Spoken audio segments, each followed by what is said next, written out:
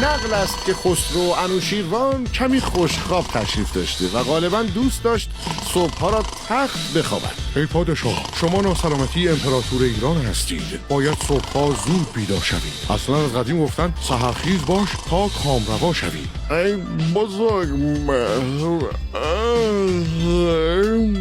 تو به معنای واقعی مرا بیزار کرده ای. هر صبح همین بساط رو داریم. اصلا نمیفهمم که این کامروایی که میگویی چیست.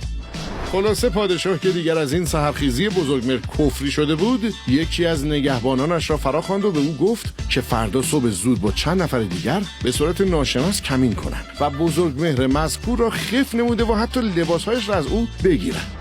روز بعد طبق روال همیشه بزرگمهر صبح زود از خانه بیرون زد و در نیمه های راه به به جناب بزرگمهر سحرخیز، خودت با زبان خوش دستها را بده بالا و تسلیم شد. باشد هر چه بگویی انجام میدهم. تمام پول و جواهراتت را بده. بفرما، این 2 کیسه تمام اموال من است. خیلی خوب، حالا اون لباست رو هم در بیاور. فقط زود باش، الان کله پزی باز میکنن. حالا میتوانی بروی. بای بای بزرگمهر. سلام ای وزیر جان، این دیگر چه وضعی است؟ چرا دیر کردی؟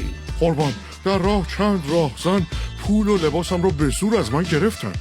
فرما جناب دانشمند، این بود آن کامروایی که میگفتی؟ دیدی سحرخیزی باعث شد لباس و اموالت را از دست بدهی؟ قربان، من هنوز هم میگویم سحرخیز باش تا کامروا شوی. به عنوان مثال آن دزدها از من سحرخیزتر بودند و کامرواتر نیز شدند. بله، انوشیروان که انتظار این حاضر جوابی و زیرکی رو نداشت کمی کنف شد، اما در دل به خودش بابت داشتن چنین وزیر دانا و زیرکی افتخار کرد. چه خوب این ما